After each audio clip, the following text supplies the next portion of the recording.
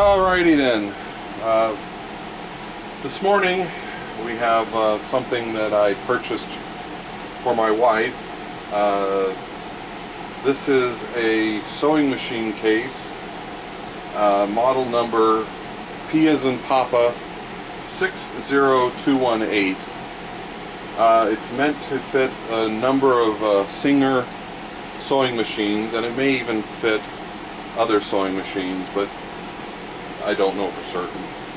I'll provide a list down below, somewhere in here, of the sewing machines that this is supposed to fit. The case is almost entirely made of plastic. There's no markings on it as to exactly what plastic it is, but I'm going to guess that it's high density polyethylene, which means that it's resistant to most chemicals.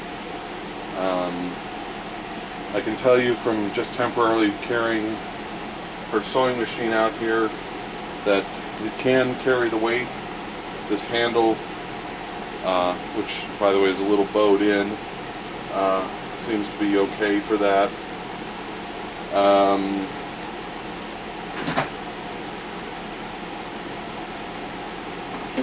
It has two latches on the side and a hinge with supports, and then it comes with a couple of dividers. And first thing we're going to do is I'm going to get some measurements, because as I found out when trying to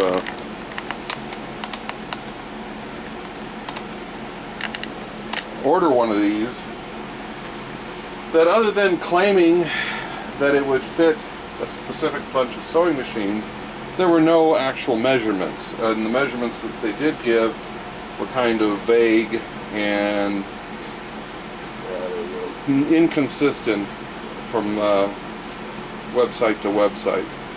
So we'll start with the very first measurement, which is actually the most important, and that is the measurement here on the hinges that go into the sockets on the sewing machine. And this is the one where it had the most discrepancy for to pin the distance between these two pins. The way you measure pins like this to get an accurate measurement of the center is, don't try to measure the center. Measure one edge to the same edge. It doesn't matter if it's the outside edge to this edge or this edge to this edge. This measurement to here will give you the center line measurement.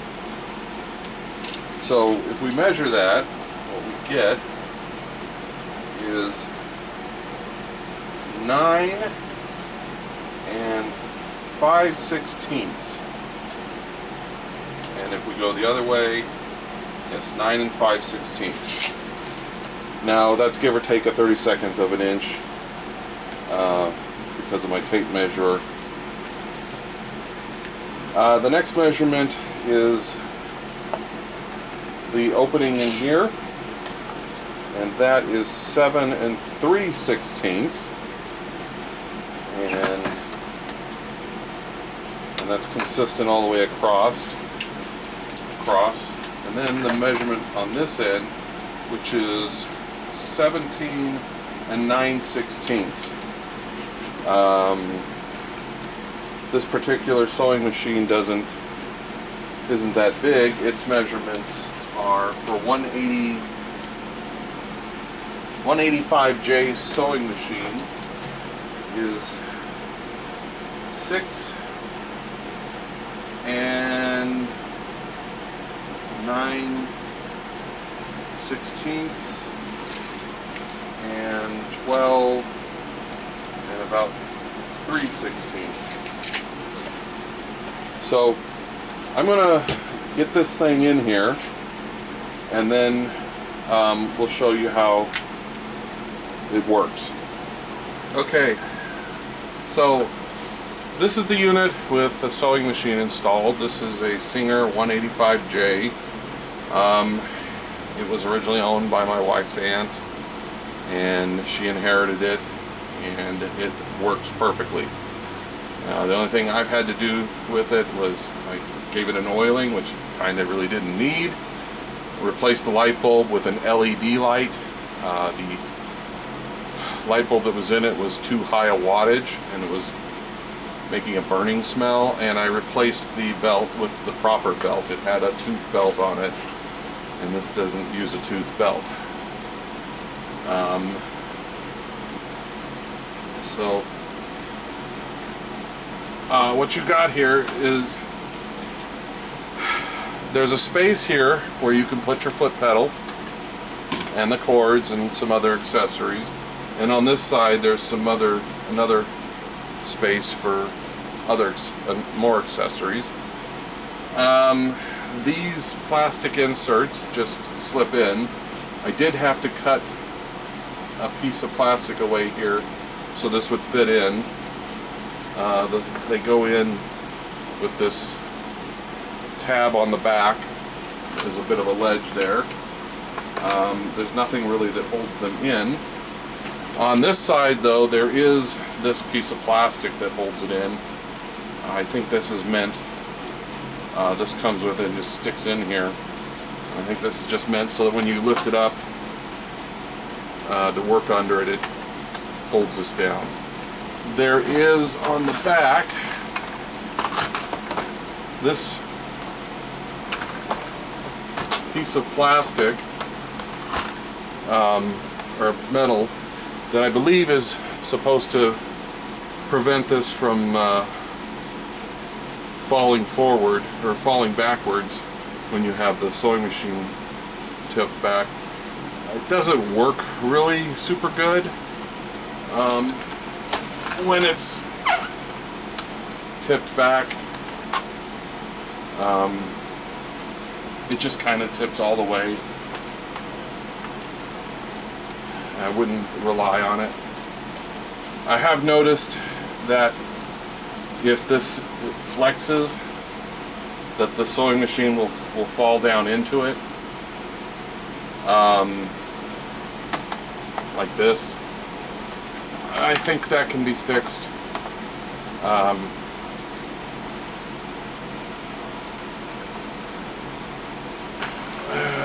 we in the hole there? No, we're not in the hole.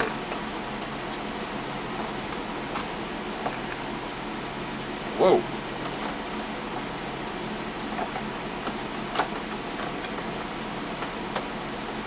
There we go. Nope, still not in the hole. We're in the slot there. Now we're in the slot. So, because this isn't a very stiff piece of plastic, I may have to install a bracket that goes from the front to the back just to keep this tight. I wouldn't advise tilting this thing back a lot. In case you didn't know how the sewing machines come out of the cabinet, there are two screws on the bottom here that have to be unscrewed, and you have to remove them. Depending on the sewing machine and how the brackets are, you may have to remove them completely or quite a ways before they'll come off. The screws have a lip on them, but on this thing the screws do not have a lip, so it's real simple. Yeah, I think I'm most definitely going to have to build a bracket. In fact, I'll probably do that right now, and then come back when I'm done. Okay, we're back. So what I did was I made a couple of aluminum brackets. You don't have to use aluminum if you do this. You just need a piece of wood that is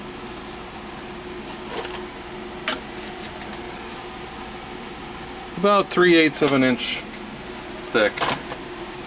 And what I did was I used self-tapping screws. I bent the aluminum over.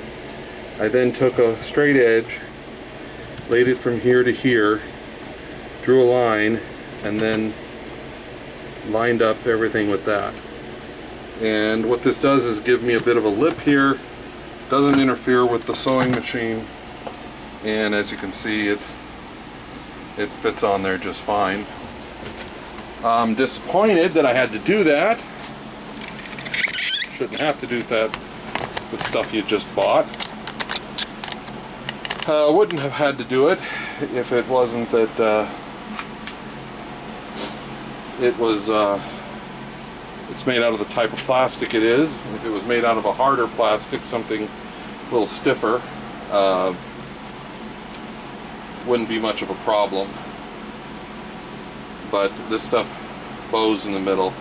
But with this, it's not going to do it now. So, okay, so I originally tried to order one of these off of eBay. I found a seller who had it, including shipping. It was about $60. They said they showed they had 5 in stock. When I ordered it, they canceled the order and said they were out. I then found another site online that sells them. There's actually 2 of them. The prices were pretty close to the same, but I went with the one with that took PayPal, and it took about a week to ship it to my house.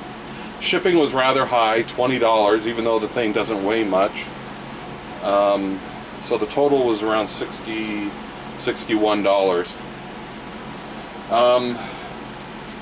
I mean, other than that, it's fine.